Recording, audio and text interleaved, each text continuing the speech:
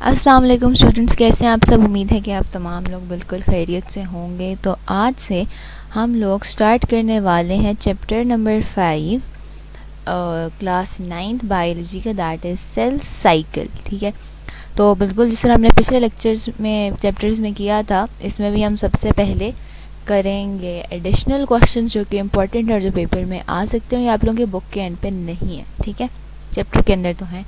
पहला क्वेश्चन है state the different types of cell division. So there are two main types of cell division, that is mitosis and meiosis. There are two types of cells in plants and animals. The first one is somatic cells which divides by mitosis, and the second one is a germline cell which divides by meiosis. तो cell division दो type की होती है, ठीक है, एक mitosis और meiosis. ठीक है, और फिर दो टाइप्स के सेल्स होते हैं प्लांट्स और एनिमल्स में। पहला जो है वो सोमैटिक सेल्स है। जो सोमैटिक सेल्स हैं वो माइटोसिस के ज़रिए डिवाइड होते हैं, और जो जर्म लाइन सेल्स हैं वो मियोसिस के ज़रिए डिवाइड होते हैं। फिर अगला क्वेश्चन है describe the errors in mitosis और ब्रीफली एक्सप्लेन कैंसेरियस सेल्स। सो अब एरर्स इन माइटोसिस क्या है, या हमारे पास हमने अगर ब्रीफली जस्ट एक्सप्लेन करना है कि कैंसरस सेल्स क्या होते हैं। So cancer is a disease of cell cycle. ठीक है, unlike normal cells of the body, cancer cells do not have a proper functioning cell cycle control system and therefore divide excessively. This excessive growth can result in an abnormal mass of cells called tumor. ठीक है, अब cancer जो है वो disease है cell cycle की, और cell cycle में क्या है, सेल साइकिल माइटोसिस या मियोसिस ही है ना। ठीक है, तो कैंसर एक डिजीज़ है सेल साइकिल की। अब नॉर्मल सेल्स की तरह नहीं, जो कैंसर सेल्स हैं उनका सेल साइकिल में कोई प्रॉपर फंक्शन या प्रॉपर डिवीजन नहीं होती, वो एक्सेसिवली बहुत ज़्यादा वो रेप्लिकेट डुप्लिकेट होते हैं, और यही जो उनकी एक्सेसिव ग्रोथ है वो एक एबनॉर्मल मैस टाइप सा बन जाता है जिसे हम ट्यूमर कहते हैं। अच्छा, not all tumours are cancerous, however a benign tumor is an abnormal mass of essential normal cells. They always remain at their original site in the body. ठीक है, अब जो सारे ट्यूमर्स हैं वो कैंसरस नहीं होते, वो जिस जगह पे वो कैंसरस मैस सेल्स का मैस सा बन जाता है वो वहीं रहता है। ठीक है, तो वो अपने ओरिजिनल साइड पे रहते हैं, इसलिए वो कैंसरस नहीं होते। अब अगला है मेलिग्नेंट ट्यूमर्स। वो बिनाइन ट्यूमर्स होते हैं जो मूव नहीं करते हैं। मेलिग्नेंट ट्यूमर्स क्या है, they are cancerous. Malignant tumors are cancerous. They develop when they grow uncontrollably. If the cell continue to grow and spread, the disease can become life threatening. ठीक है, अगर जो malignant tumors हैं वो move करते हैं, ठीक है, अपने ओरिजिनल साइड से वो किसी और जगह पे मूव कर जाएंगे, और अगर वो तब भी अगर वो नहीं रुकते डिवाइड होना, मज़ीद रेप्लिकेट डुप्लिकेट होते जाएंगे, तो वो कैंसर कॉज करेगा और उससे इंसान की जान को भी खतरा हो सकता है।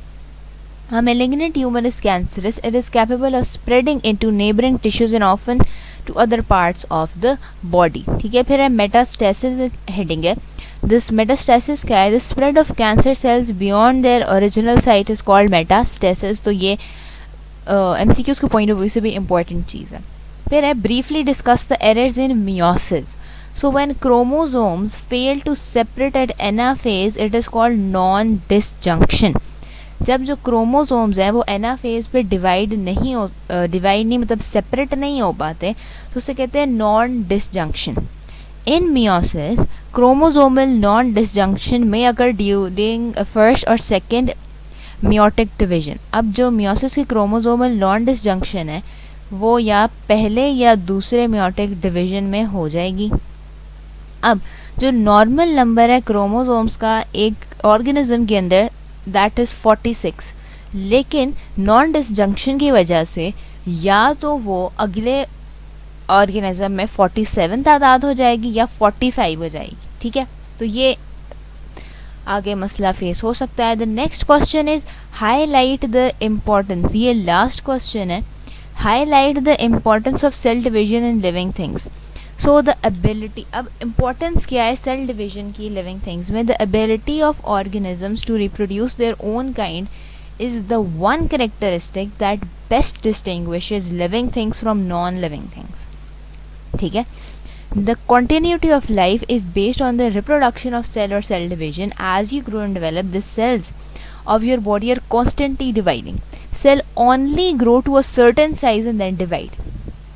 ठीक है, अब सबसे बड़ी जो करेक्टरिस्टिक है जो लिविंग थिंग्स को नॉन लिविंग थिंग्स से सेपरेट करती है वो ये है कि जो लिविंग ऑर्गेनिजम्स है वो रिप्रोड्यूस करते हैं, वो रेप्लिकेट करते हैं, ठीक है।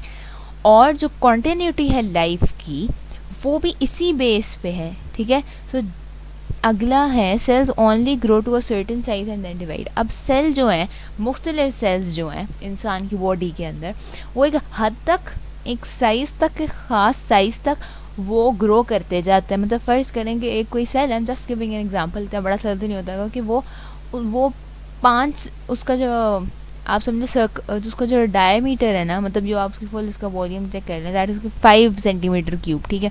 उसके बाद वो ग्रो नहीं करेगा, वो फिर डिवाइड होना स्टार्ट हो जाएगा जस्ट टू अ सर्टेन, मतलब फ़र्ज़ करें उसकी जो लेंथ हो जाती है, जो हाइट हो जाती है, वो 8 सेंटीमीटर हो जाती है, ठीक है। जब वो 8 सेंटीमीटर तक पहुंच गया उसके बाद वो डिवाइड हो जाएगा, ठीक है। वो फिर 4 सेंटीमीटर के लिए अगला वो अपनी डिवीजन स्टार्ट कर देगा, वो 8 से 9 पे नहीं जाएगा, ठीक है। तो ये cells divide to replace dead और इंजर्ड सेल्स। अच्छा, अब सेल डिवाइड क्यों होते हैं? सेल डिवाइड इसलिए होते हैं ताकि, अब ये क्वेश्चन है कि सेल डिवाइड क्यों होते हैं, वाई डू सेल्स डिवाइड। अब सेल इसलिए डिवाइड होते हैं ताकि वो डेड और इंजर्ड सेल्स को रिप्लेस कर सके। हमारी जो बॉडी है वो कॉन्स्टेंटली रेड ब्लड सेल्स बना रही होती है उन रेड ब्लड सेल्स को रिप्लेस करने के लिए जो कि ख़त्म हो चुके हैं, और सेल डिवीजन नेसेसरी है एक ऑर्गेनिज्म की ग्रोथ के लिए, ठीक है। अब जो सेल डिवाइड हो रहा होता है उसको पेरेंट सेल कहा जाता है, और जो डिवाइड हो के बन रहा होता है that is known as daughter cells. तो ये इम्पॉर्टेंट वो क्वेश्चंस थे जो आपकी बुक में एंड ऑफ द बुक नहीं थे, लेकिन मैं आप लोगों को डिस्कस करवा दूँ, ये पेपर में आ सकते हैं।